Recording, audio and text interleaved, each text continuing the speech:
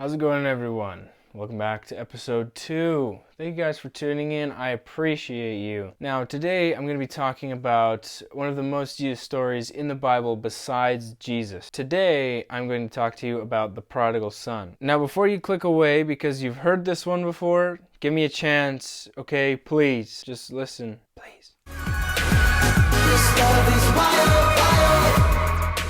If you want to follow along, the whole story is in Luke chapter 15, verses 11 to 32. So pull out your Bible or your Bible app and tag along.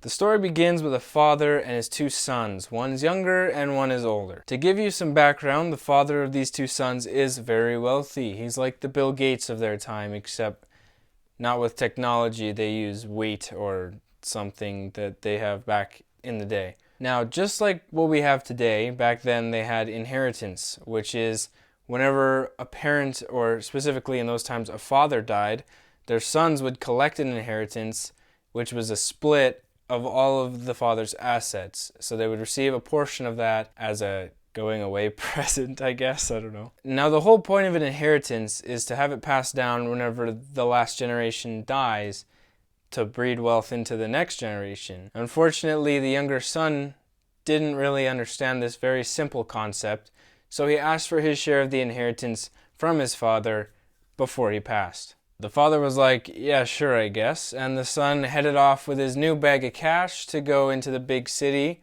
or whatever the equivalent to a big city was 2,000 years ago, to go live the life. To make a very long story short, the son blows all of his money on partying and living off of the motto, we're here for a good time, not a long time. And he ends up working as a pig feeder in a farm just outside the city. So the son starts thinking to himself, he's like, you know what, this life kind of stinks. Even my dad's slaves were treated better than this.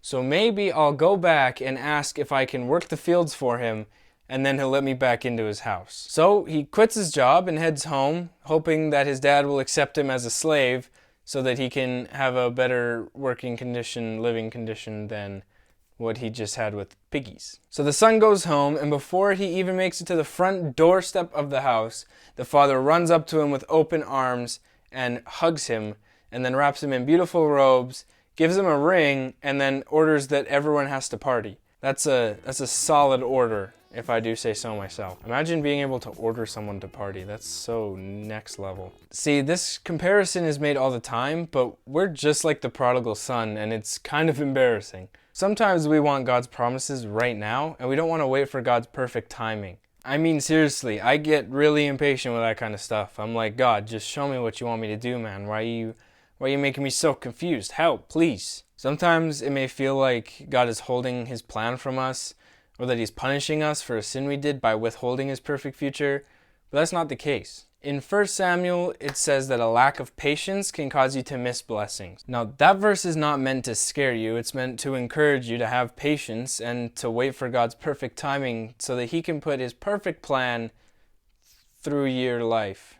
I said perfect a lot in there. He's not punishing us for a sin we did, and he's not withholding the future because we did something wrong. He's preventing us from making the same mistake that the prodigal son made.